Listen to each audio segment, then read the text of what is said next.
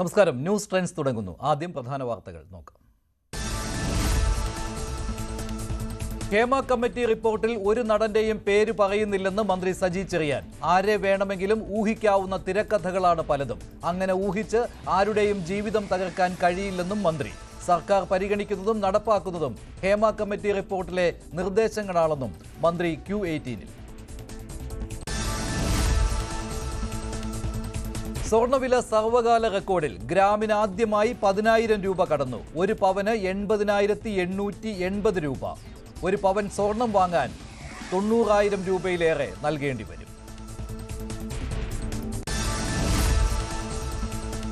രാജ്യത്തിന്റെ പുതിയ ഉപരാഷ്ട്രപതി ആരെന്ന് ഇന്നറിയാം. NDA സ്ഥാനാർത്ഥി CP രാധാകൃഷ്ണനും പ്രതിപക്ഷത്ത് നിന്ന് സുപ്രീം കോടതി മുൻ ജഡ്ജി B സുദർശൻ റെഡ്ഡിയും മത്സര രംഗത്ത്.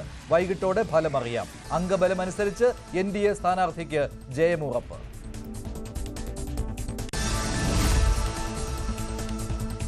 CPI സംസ്ഥാന സമ്മേളനത്തിന്റെ പ്രതിനിധി സമ്മേളനത്തിന് ആലപ്പുഴയിൽ തുടക്കമാകും. ദീപശിഖ റാലി ഇന്ന് വയലാർ രക്തസാക്ഷി കുടീരത്തിൽ നിന്ന് തുടങ്ങും. സമ്മേളന നടപടിക്രമങ്ങൾ നിശ്ചയിക്കുന്നതിനായി CPI സംസ്ഥാന എക്സിക്യൂട്ടീവ് ഇന്ന് ആലപ്പുഴയിൽ ചേരും. ജെൻസി പ്രക്ഷോഭത്തിനൊടുവിൽ സാമൂഹ്യ മാധ്യമങ്ങൾക്ക് ഏർപ്പെടുത്തിയ വിലക്ക് നീക്കി നേപ്പാൾ. അടിയന്തര ക്യാബിനറ്റ് ചേർന്ന് തീരുമാനമെടുത്തു. പ്രക്ഷോഭത്തിൽ ഇതുവരെ കൊല്ലപ്പെട്ടത് 19 പേർ. പ്രധാനമന്ത്രിയുടെ രാജി അടക്കം ഉന്നയിച്ച് പ്രക്ഷോഭം തുടരാൻ പ്രതിഷേധക്കാർ.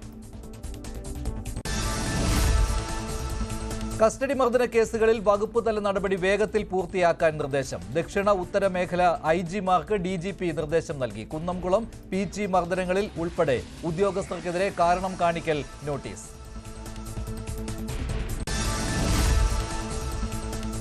കേരള പോലീസ് നരാധമന്മാരാകുന്നതിന് ഉത്തരവാദി മുഖ്യമന്ത്രിയെന്ന് രമേശ് ചെന്നിത്തല. മുഖ്യമന്ത്രിക്ക് പിടിപ്പുകേടും അനാസ്ഥയുമെന്ന് രമേശ്. ഭരണപരമായ പരാജയമാണ് പോലീസിനെ ഈ അവസ്ഥയിൽ എത്തിച്ചതെന്നും ആരോപണം. സ്റ്റേഷനിൽ എത്തുന്നവരെ ആക്രമിക്കുന്നുവെന്ന് ചെന്നിത്തല. ധർമ്മസ്ഥലയിൽ വൻ രാഷ്ട്രീയ വഴിത്തിരിവ്. സൗജന്യ ആക്ഷൻ കമ്മിറ്റിക്ക് പിന്തുണയുമായി BJP സംസ്ഥാന ഘടകം. കൊല്ലപ്പെട്ട സൗജന്യയുടെ കുടുംബത്തെ BJP അധ്യക്ഷൻ സന്ദർശിച്ചു. കേസിൽ പുനരന്വേഷണത്തിന് നിയമസഹായം നൽകുമെന്ന് BJP. ബലാത്സംഗ കേസിൽ റാപ്പർ വേടൻ അന്വേഷണ ഉദ്യോഗസ്ഥന് മുന്നിൽ ഹാജരായി. അന്വേഷണവുമായി സഹകരിക്കുമെന്ന് വേടൻ. കേസ് കോടതിയിലായതിനാൽ കൂടുതൽ പ്രതികരണത്തിനില്ല. നടപടി തൃക്കാക്കര പോലീസ് രജിസ്റ്റർ ചെയ്ത ബലാത്സംഗ കേസിൽ. ലൈംഗിക ആരോപണങ്ങൾക്കിടെ പ്രതികരണവുമായി വേടൻ. ഒരുപാട് ആളുകൾ വിചാരിക്കുന്നത് വേടൻ എവിടെയോ പോയെന്നാണ്. എന്നാൽ ഒരു കലാകാരൻ ഒരിക്കലും എവിടെയും പോകുന്നില്ല. ജനങ്ങൾക്ക് മുന്നിൽ ജീവിച്ചു മരിക്കാൻ തന്നെയാണ് വന്നിരിക്കുന്നതെന്നും വേടൻ. പത്തനംതിട്ട കോന്നിയിൽ നടന്ന കരിയാട്ടം പരിപാടിയിലായിരുന്നു വേടന്റെ ഈ പ്രതികരണം. നടിയുടെ പരാതിയിൽ സംവിധായകൻ സനൽകുമാർ ശശിധരന് ജാമ്യം. ആലുവ ജുഡീഷ്യൽ മജിസ്ട്രേറ്റ് കോടതിയാണ് ജാമ്യം നൽകിയത്. എളമക്കര പോലീസ് ഇന്നലെ അറസ്റ്റ് രേഖപ്പെടുത്തിയതിന് പിന്നാലെ ഇന്നലെ രാത്രി സനൽകുമാറിനെ മജിസ്ട്രേറ്റിന് മുന്നിൽ ഹാജരാക്കി. സംസ്ഥാന സർക്കാരിന്റെ ഓണം വാരാഘോഷത്തിന് ഇന്ന് സമാപനം. ഘോഷയാത്ര ഫ്ളാഗ് ഓഫ് ചെയ്യാൻ ഗവർണർ. 59 ഫ്ലോട്ടുകളും 91 കലാരൂപങ്ങളും അണിനിരക്കും. തിരുവനന്തപുരം നഗരസഭാ പരിധിയിൽ ഇന്ന് പ്രാദേശിക അവധി. ആറന്മുള ഉത്രട്ടാതി ജലമേള ഇന്ന്. ചെങ്ങന്നൂർ, മാവേലിക്കര താലൂക്കുകളിലെ സർക്കാർ ഓഫീസുകൾക്കും വിദ്യാഭ്യാസ സ്ഥാപനങ്ങൾക്കും അവധി. പൊതുപരീക്ഷകൾ മുൻ നിശ്ചയപ്രകാരം നടക്കും.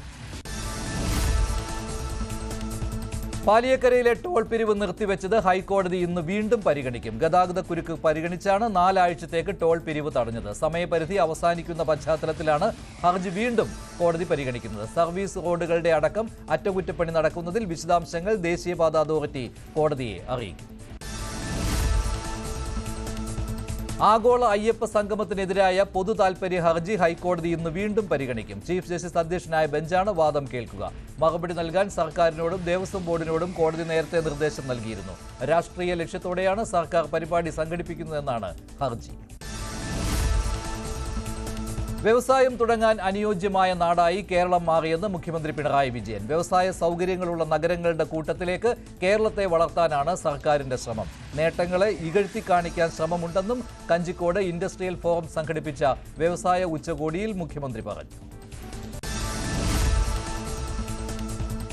ഏഷ്യ കപ്പ് 2020 ക്രിക്കറ്റിന് ഇന്ന് തുടക്കം. ഉദ്ഘാടന മത്സരത്തിൽ അഫ്ഗാനിസ്ഥാൻ ഹോങ്കോങ്ങിനെ നേരിടും. രാത്രി 8 മണിക്കാണ് മത്സരം. ഇന്ത്യയുടെ ആദ്യ മത്സരം നാളെ UAE-ക്കെതിരെ.